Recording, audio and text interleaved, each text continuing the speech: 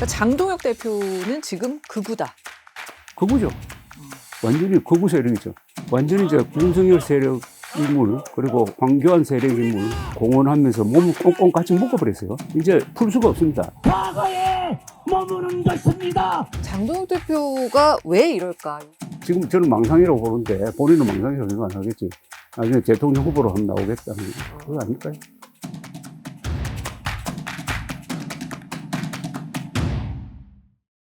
뉴스가 지식이 되는 순간 지식의 발견. 저는 SBS 정유미입니다.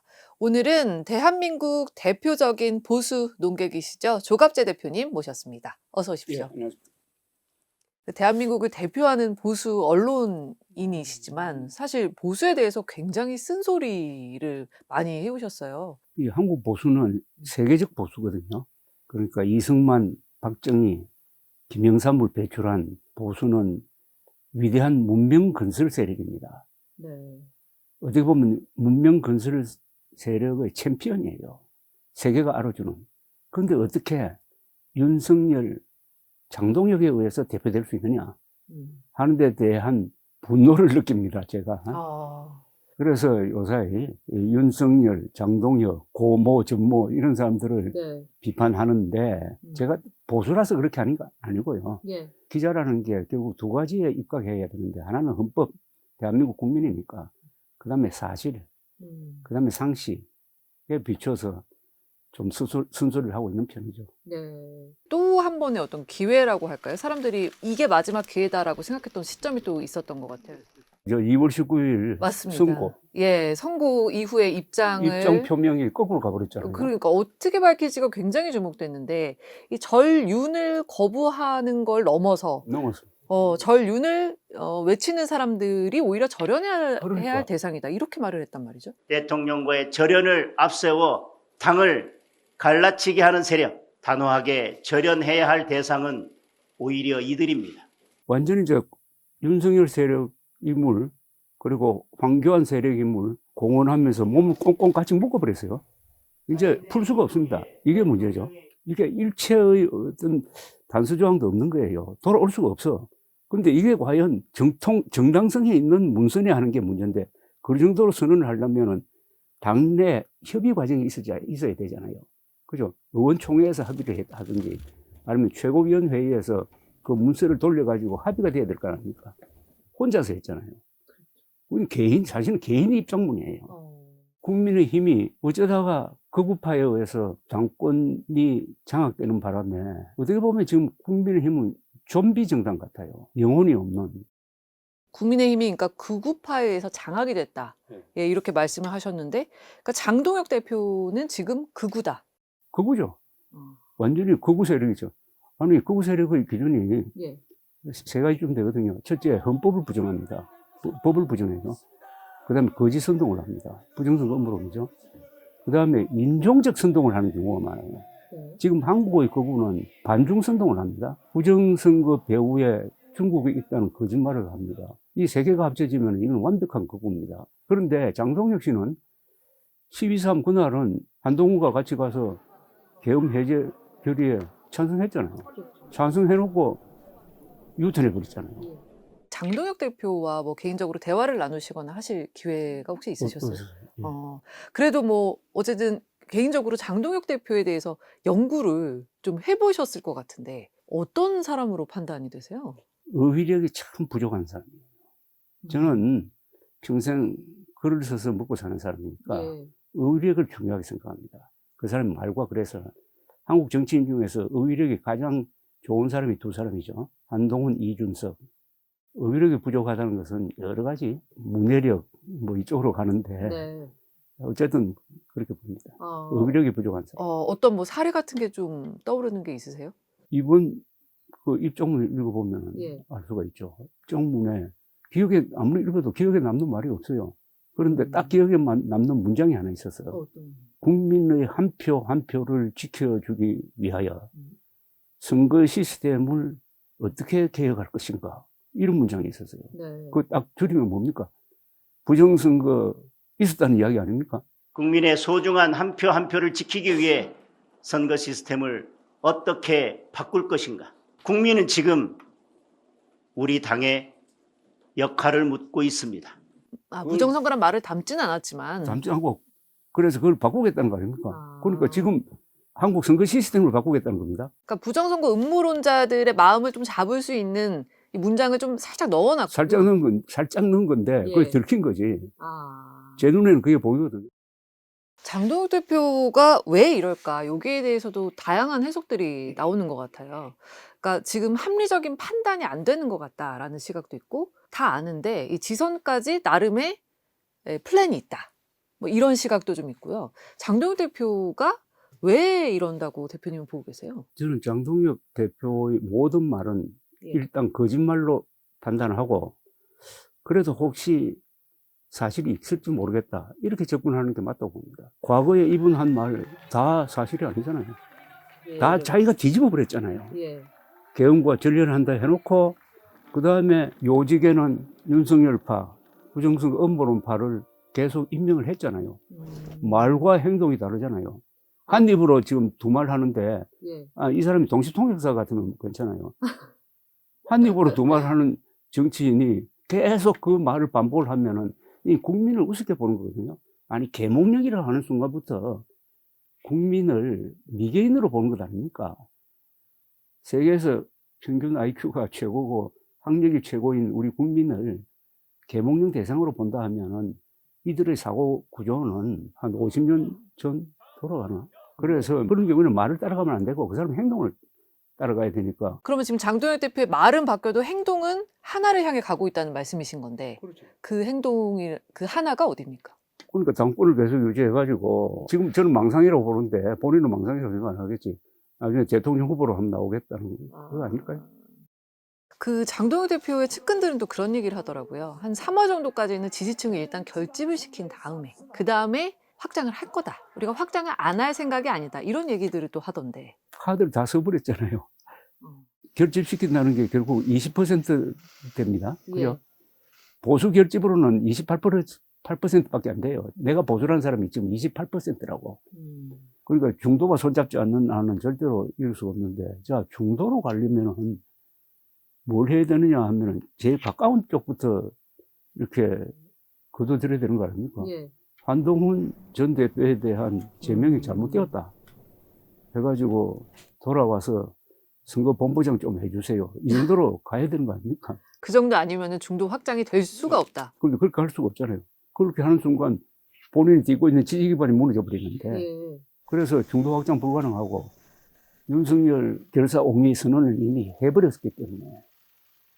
지방선거는 이미 어렵다.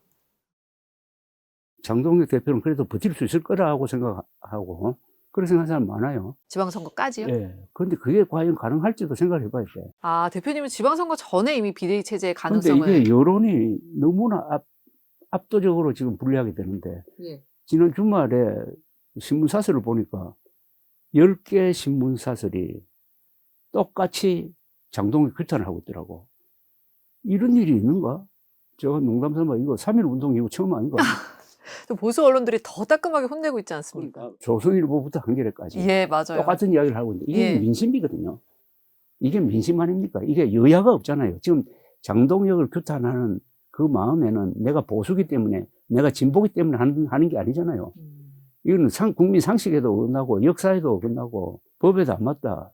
근데 이게 점점 커지면 어떻게 될까? 그럼 결국은 국민의힘에 지금 납작 엎드려 있는 온순한 국회의원들, 특히 경상도 출신 국회의원들도 이거는 곤란하겠네. 이러다가는 내 자리가 위태롭게 될지도 모르겠다.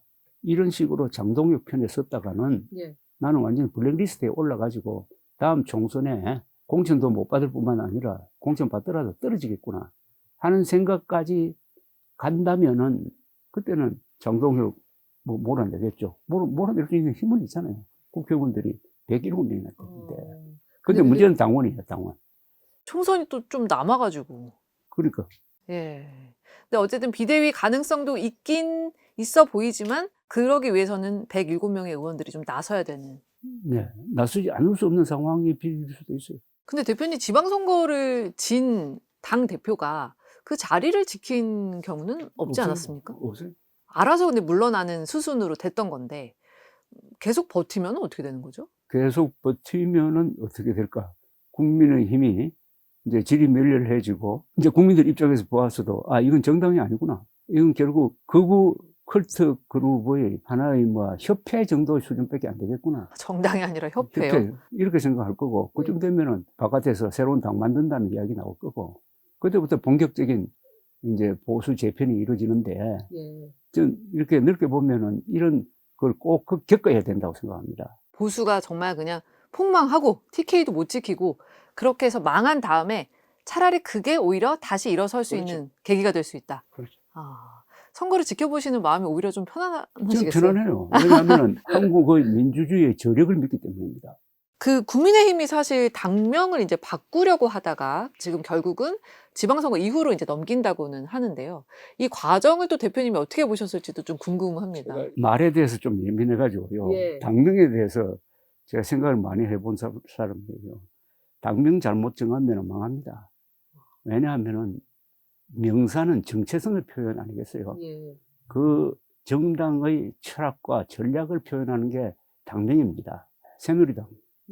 새누리당을 한자로 번역하면 신천지거든요. 새누리는 절대 보수 정당이 서서는 안 될 용어입니다. 보수 정당은, 보수 세력은 새 세상을 만드는 데가 아닙니다. 있는 세상을 조금씩 점진적으로 발전시키는 태도가 이게 보수적 태도예요. 새누리당이라고 할 때 이것은 정체성을 배신한 겁니다. 그리고 당 색깔을 빨간색으로 가져갔잖아요. 세계 어느 나라든지 빨간색은 좌파 정당 색깔이거든. 이름도 좌파적 장면이고. 저희는 이제 보수 정당의 빨간색이라는 게 너무 이제 이미 익숙해졌는데 사실. 따지면 그렇다. 근데 예. 그때도 리얼타임에 제가 썼어요. 이건 좌파 정당이다.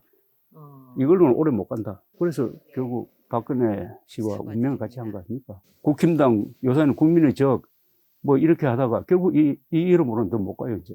그래도 좀 버티긴 버텼어요. 그래도 버텼어요.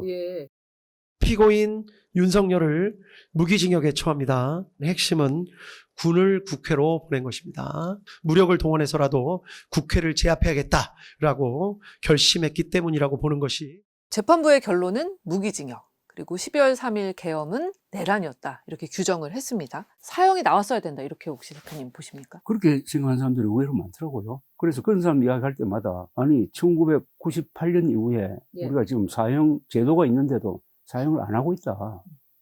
특히 진보 정권에서 그렇게 만들었다.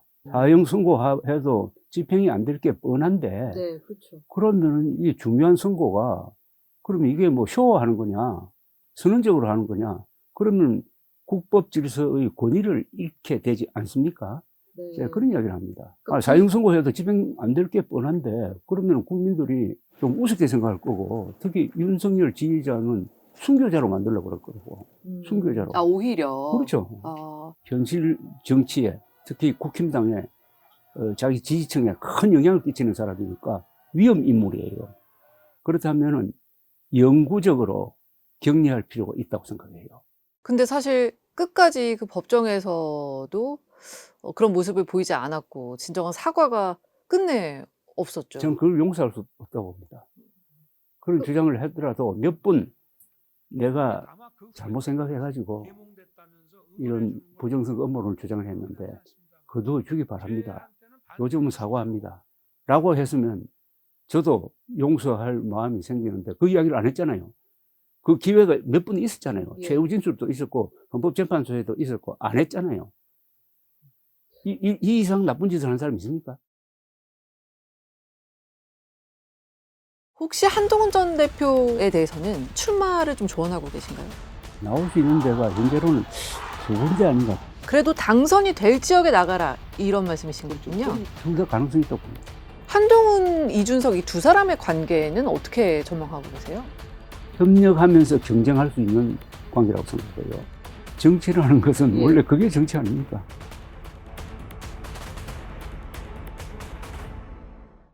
네, 지식의 발견 조갑재 대표님과 대한민국 보수 이야기 함께 하고 있습니다. 대표님 지방선거 얘기 좀 해볼게요. 이게 100일도 채 남지 않았는데 결과 예측부터 좀 들어보겠습니다. 모든 선거는 프레임 선거입니다. 프레임을 어떻게 만드느냐고.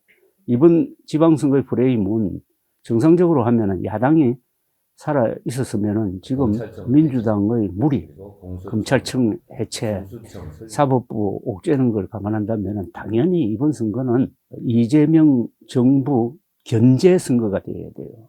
원래는 그렇죠. 원래는 그런데 지금 윤석열, 장동혁 그리고 부정선거 음모론 때문에 프레임이 어떻게 바뀌었느냐 하면은 장동혁, 극우, 윤석열 잔존 세력 심판 선거로 가버린 거 아닙니까?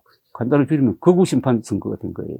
민주당이 내란 종식을 완결해야 된다. 지방선거를 통해서. 그 주장이 힘을 받을 수밖에 없는. 그렇죠. 근데 선거 프레임이 이재명 폭정 심판으로 가면은 아마 그 여론 구도가 아무리 불리해도 6대4 정도로 나올 거예요. 근데 극우 심판 선거로 가면 8대2 돼버립니다. 8은 여당 쪽이고 2는 국힘당 쪽입니다. 이 정도 되면은 서울시장이랑 부산시장 여기도 지키기가 어렵다고 봐야 되나요? 어렵죠. 저는 대구시장도 어렵다고 봅니다. 아, TK도 지금 상황으로선 국민의힘이 어렵다. 그럼 아무것도 배출을 못할 수도 난 있다고 그럴 수도 있다고 봐요. 이게 산사태처럼 아직도 선거 많이 남아 있습니다. 이 기간에 무슨 일이 또 더 벌어질지 모르는데 예. 이미 장동혁은 돌아갈 수 없는 다리를 건너고 그 다리에 불까지 질러버리니까 돌아갈 수 없게 돼버렸잖아요. 노선 수정이 안 되게 돼버렸잖아요. 유일하게 변수는 국민의힘 당원과 의원들이 들고 일어나가지고 장동혁 체제를 밀어내고 비대위 체제로 가는 거지. 장동혁 대표가 이런 말을 했더라고요. 인터뷰에서 서울시장, 부산시장 이거에 본인의 정치 생명을 걸겠다라고 했는데 서울시장, 부산시장을 뺏기면 장동혁 대표가 물러날까요? 장동혁 대표 이야기는 무조건 거짓말이라고 판단하고 네. 혹시 사실이 있는가라고 해야 되는데 그거 거짓말 아닙니까? 아니 그게 정치 생명을 걸 사람이 좀 이런 식으로 한동훈을 몰아냅니까? 말과 행동이 맞지 않다. 한동훈 몰아내고 서울에서 표 달라고 할 수가 있습니까? 서울에서. 서울은 그래도 가장 가능성이 있는 데였잖아요. 네. 근데 이렇게 오세훈 서울시장의 지지 기반을 앞장서서 무너뜨리고 있는데 그래 놓고 서울시장에 생명을 걸겠다고 하면 뭐 안 믿어야지. 오 시장 공천 안 준다는 얘기까지 나오고 있더라고요. 그게 가능할까요? 그럼 그때부터 그것도 큰 문제거리가 되는 거죠. 얼마나 무리를 해야 되겠습니까? 얼마나 무리를. 그러니까 앞으로 공천 과정에서 심각한 사태가 계속 터질 거라고 봅니다. 보수를 재건할 사람으로 한동훈 전 대표를 주목해서 보고 계시는 거죠. 그렇습니다. 어떻게 보면은 지방선거 이후에 한동훈 전 대표가 좀 새로 보수를 잡고 이끌어가야 된다 이렇게 생각하시는 걸까요? 그리고 개혁신당 이준석 대표와 대표 역할도 있고요. 아. 저는 한동훈 전 대표에 대해서는 뭐 비판적일 때도 있었고 긍정적일 때도 있었지만은 12월 3일 역사의 결정적 순간에 한동훈의 선택이 옳았어요. 그러니까 한동훈의 선택이 옳았고 윤석열의 선택이 틀렸고 장동혁은 그 윤석열의 선택을 따르기 때문에 저렇게 코너로 몰리고 있어요. 네. 그러니까 역사의 가는 방향에 올라탄 사람이 한동훈 전 대표예요. 그리고 친일 쿠데타를 막는데 가장 앞장섰던 사람이거든요. 그래서 그 순간부터 한동훈이라는 정치인은 다른 정치인과 다른 역사성을 갖게 됐습니다. 그러면 큰 정치인이 될 수 있는 자산을 만들었고 이 사람이 말과 글이 되는 사람이고 행동이 빨라요. 난 이걸 굉장히 중요시 하는데 현대 정치는 행동이 빨라야 되거든요. 네. 거의 빛의 속도로 하잖아요. 그날 예컨대 12월 3일 선택도 행동이 빨랐기 때문에 성공한 거예요. 그때 좌고우면했으면 어떻게 됐을까요? 그때 여당에서 이 친일 쿠데타를 막을 수 있는 사람이 3사람이었어요. 한동훈, 신속하게 행동했습니다. 한덕수, 이분은 머뭇했어요. 그 다음에 추경호, 이 사람은 당사와 국회를 왔다 갔다 했어요. 그리고 장동혁 이 사람은 유턴을 해버렸잖아요. 네. 따라왔다가 다시 뭐 돌아가서. 그러니까 그날에 있었던 4사람의 선택을 한번 보십시오. 완전히 자신의 미래를 결정해버리잖아요. 예. 역사의 결정적 순간에는 역사가 기다려주지 않습니다. 본인의 실력대로 평가받아요. 어떻게 보면 그게 운명이에요. 그런 선택을 한동훈 전 대표가 정확하게 한 거예요. 이번 6월 3일 지방선거에 국회의원 재보궐선거도 치러지는데 미니 총선급이 될 거다 이런 얘기들이 나오더라고요. 많게는 한 10곳 안팎까지 치러질 거라고 하는데 혹시 한동훈 전 대표에 대해서는 출마를 좀 조언하고 계신가요? 어떠세요? 지금 출마하려면은 지방자치단체장으로 출마할 수는 없잖아요. 그죠? 본인도 그 부분은 선을 그었고요. 예. 이제 정치를 해야 되니까, 중앙정치를 해야 되니까. 그러려면은 국회의원이 돼야 되는데, 나올 수 있는 데가 현재로는 두 군데 아닌가, 부산에 예컨대 전재수 씨가 출마한다면 그 지역이 비례되잖아요. 예. 그리고 대구에서 예컨대 주호영 지금 국회 부의장이 후보가 된다면 그 자리가 비례되잖아요. 네. 그런 데서 출마할 수 있다고 생각합니다. 부산, 대구 정도. 그리고 거기는 명분이 있어요. 그리고 전국적인 관심을 끌 거라고. 혹자들은 인천 계양이나 충남 아산을 얘기하는 사람들도 있었거든요. 그 좀 뭔가 부자연스럽게 보여요. 예, 자연스러운 선택이라 해야 되는데. 예. 지금 자연스러운 선택은 보수의 헤게모니를 잡는 거 아니겠습니까? 예. 예, 정통 보수를 기치로 내건 음. 그 의미를 충족시키려면 경상도에서 당선되는 게 맞죠. 그래도 당선이 될 지역에 나가라 이런 말씀이신 거군요. 저는 둘 다 가능성이 있다고 봅니다. 그러니까 관심을 끄는 거 아닙니까? 당선 확실하다면 그건 재미없잖아요. 네. 아슬아슬하다. 예. 이렇게 보여지잖아요, 지금은. 거기는 이제 그 지역이 좀 어떻게 될지 끝까지 좀 봐야겠네요. 그렇죠. 근데 만약에 부산이나 대구가 출마할 여건이 안 된다 하면 출마를 하지 않더라도 한동훈 전 대표에게 그런 역할이 주어질 거라고. 그걸 지금 일종의 빌드업하고 있는 것 아닙니까? 예. 예. 그러니까 이미 한동훈은 하나의 세력 아닙니까? 지금 국힘당 안에서 한 20명 정도의 지지 세력이 있잖아요. 네. 또 본인의 상당한 그 능력이 있습니다. 말과 글이 되고 행동이 빠르고, 그 한동훈이 한 말은 다 바로 기사가 되잖아요. 그런 사람 우리나라에 몇 사람 없잖아요.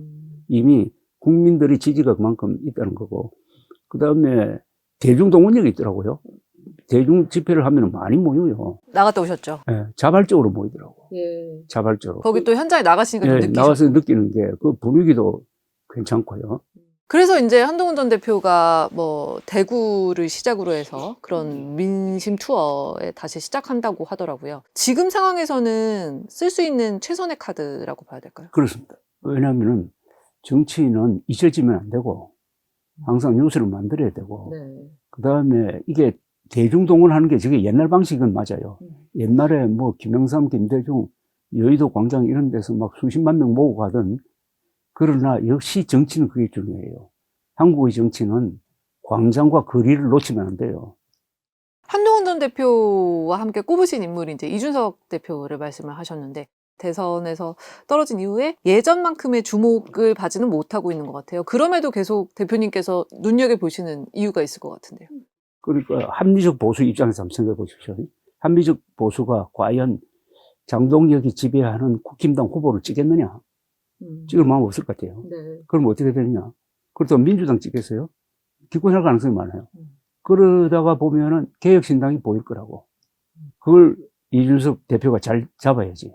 한동훈, 이준석 이 두 사람의 관계는 어떻게 전망하고 계세요? 그 사람의 공통점은 계엄에 반대했고 부정선거 음모론에 반대했는데, 특히 부정선거 음모론과 제일 열심히 싸웠던 사람이 이준석 대표예요. 그런 점에서 우리 국민들이 감사하게 생각해야 됩니다. 이준석 대표에 대해서. 근데 두 사람이 말과 글이 되고 능력 있고, 그러니까 또 라이벌 의식도 좀 있을 것이고 해서 협력하면서 경쟁할 수 있는 관계라고 생각해요. 그런데 이런 사례가 과거에 우리 민주화운동을 이끌었던 김영삼, 김대중 사이가 바로 그거거든요. 그들도 서로 좋아하진 않았습니까? 예. 격렬하게 싸웠고 또 화끈하게 협력했던 사람입니다. 그래서 두 사람이 대통령이 된 거예요. 예. 지금 돌이켜보면 정말 근사한 협력과 경쟁이었다고 생각합니다. 근데 두 사람 사이는 나빴어요. 나쁘더라도 딱 계산을 해가지고 대의를 보고 합쳐야 되겠다면 합쳤어요.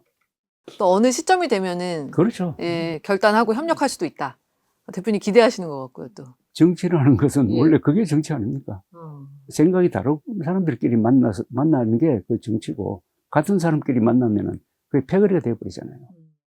이재명 정부 얘기 좀 해보겠습니다. 아직 출범한 지 1년이 되지는 않았습니다만, 그래도 대표님께서 어떻게 보고 계신지 평가를 좀 듣고 싶어요. 지금 저는 65% 나오는 지지율이 객관적인 평가로 봅니다. 잘하고 있다. 상당히 잘하고 있는 거죠. 어. 잘하고 있는 거가 저분이 우선 성격이 아주 명랑한 사람이거든요. 낙천적이죠. 그리고 아주 디테일이 강해요. 네. 특히 그 정부 부처 업무 보고를 받는 걸 가만 지켜보니까 처음보다 점점 잘하더라고요. 행정의 디테일에 강해요. 그리고 실용 노선을 가려고 노력을 하고 있다고 봅니다. 예. 그러나 걱정거리가 있어요. 그게 바로 검찰청 없애기로 한 거. 그리고 사법부 압박하는 이른바 3법 무리하게 하는 거. 이거는 법을 통과시킬 수 있겠죠. 있는 다음부터 이제 그 역풍을 어떻게 감당하느냐. 근데 민주당 내에서 그 흐름을 돌리기는 어려워 보이던데요. 그건 이재명 대통령이 필요하면 거부권 행사도 해야지. 거부권 행사해야 된다고 봐요. 저는.